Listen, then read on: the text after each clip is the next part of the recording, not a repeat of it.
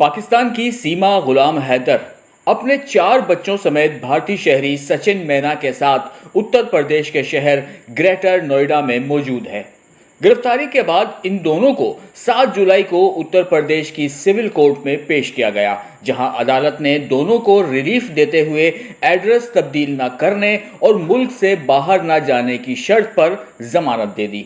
ये जोड़ा मोबाइल पर पबजी गेम खेलते हुए एक दूसरे की मोहब्बत में गिरफ्तार हुआ और सीमा इस मोहब्बत में इतनी अंधी हो गई कि इसने अपने शौहर गुलाम हैदर तक को छोड़ने का फैसला कर लिया और सचिन से मिलने भारत जा पहुंची। तकरीबन 1.5 माह वो सचिन के साथ रही। 4 जुलाई की सुबह पुलिस ने नेपाल के रास्ते बगैर वीजा भारत आने पर सीमा को सचिन के साथ गिरफ्तार कर लिया। सीमा पाकिस्तान से भारत कैसे पहुंची, उसकी तफसीलात इसने पुलिस को बताई, जिसके मुताबिक सचिन से मिलने के लिए इसने पहले भारतीय वीजा के लिए दरखास्त दी, जो मुस्तरद हो गई।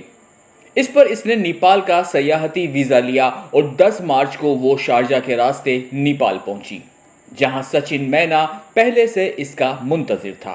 दोनों ने खटमंडो के न्यू बस पार्क इलाके में वाक़े न्यू विनायक होटल में कमरा लिया और 7 दिन तक यहां रहे। इसके बाद सीमा गुलाम हैदर वापस पाकिस्तान चली आई। ठीक 2 माह के बाद वो दोबारा सयाहती वीजा लेकर नेपाल पहुंची। इस बार सीमा के साथ इसके 4 बच्चे भी थे, लेकिन सचिन भारत में था। एफआईआर के मुताबिक सीमा ने बताया कि वो अपने 4 बच्चों के साथ खटमंडो से नेपाली शहर पोखरा में एक वैन में आई थी। चूंकि रात गुजर चुकी थी, वो वहीं ठहरी और अगले दिन पोखरा से दिल्ली के लिए बस ली। पोखरा से दिल्ली आने के लिए सीमा ने बस में 3 टिकटें सीट नंबर 9, 10 और 11 बुक कराई, जिसके लिए इसने 5,000 फी टिकट के हिसाब से 15,000 नेपाली रुपए अदा किए। पोखरा से दिल्ली पहुंचने में तकरीबन 28 घंटे लगते हैं और बस आगरा और नोएडा से होती हुई दिल्ली पहुंचती है। सीमा इस सफर के दौरान सचिन से मुसलसल राब्ते में थी। 13 जुलाई की रात सीमा अपने 4 बच्चों के साथ फलीदा कट के करीब यमुना एक्सप्रेसवे पर उतरी, जहां सचिन पहले से मौजूद था। यहां से सचिन सीमा और बच्चों को लेकर ग्रेटर नोएडा के इलाके रबूपुरा के उम्मीदकर मोहल्ले में ले गया, जहां सचिन ने गरजेश नामी शख्स से एक कमरा 2,500 रुपए माहाना किराए पर पहले ही ले रखा था। गरजेश ने बताया कि सचिन इसी शहर का है। वो 13 मई से 4-5 दिन पहले एक कमरा किराए पर लेने आया था। इसने कहा था कि इसकी कोर्ट मैरिज है और वो अपनी बीवी और बच्चों के साथ कमरे में रहेगा। गरजेश ने शनाख्ती दस्तावेजात ली और उसे एक कमरा किराए पर दे दिया। सीमा और इसके बच्चे सचिन के साथ रबूपुरा के उम्मीदकर मोहल्ले में रहने लगे। सचिन पिछले 3 साल से घर के करीब एक किरियाना की दुकान पर काम कर रहा था। सीमा के पड़ोसियों का कहना है कि वो ज्यादातर वक्त घर के अंदर ही रहती थी। इसके मजहब और शहरियत पर कभी किसी को कोई शक नहीं था।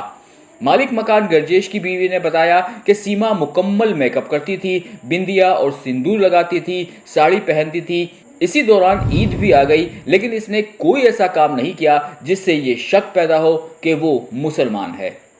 सचिन ने सीमा को कमरे में लाने के 4-5 दिन बाद अपने वालिद नेत्रपाल को सारी बात बताई। वालिद ने सीमा से मिलने की ख्वाहिश जाहिर की, जिस पर सचिन ने सीमा को अपने वालिद से भी मिलवा दिया। सचिन के वालिद ने सीमा से कहा कि तुम यहाँ आ गई हो, लेकिन तुम्हारा ताल्लुक पाकिस्तान से है। तुम्हारे और तुम्हारे बच्चों के जिंदगी गुजारने का तरीका इस्लामी और पाकिस्तानी है। अगर तुमने यहाँ की जिंदगी का तरीका सीख लिया तो हम तुम्हारी शादी अपने बेटे सचिन से कर देंगे। न सिर्फ बाप बल्कि सचिन की बहन को भी मालूम था कि सीमा और सचिन एक साथ रह रहे हैं। मालिक मकान गरजेश ने बताया कि सचिन के वालिद के अलावा इसकी बहन भी इस कमरे में सचिन से मिलने आई थी और सीमा के लिए साड़ी लाई थी। सीमा का शौहर गुलाम हैदर सऊदी अरब में मुलाजमत करता है। उसने एक वीडियो बयान में कहा कि इसकी बीवी को पैसे के लिए गुमराह किया गया। उसने भारत की हुकूमत से मुतालबा किया कि वो इस मामले में मुदाखलत करे और इसकी बीवी और बच्चों को वापस पाकिस्तान भिजवाए।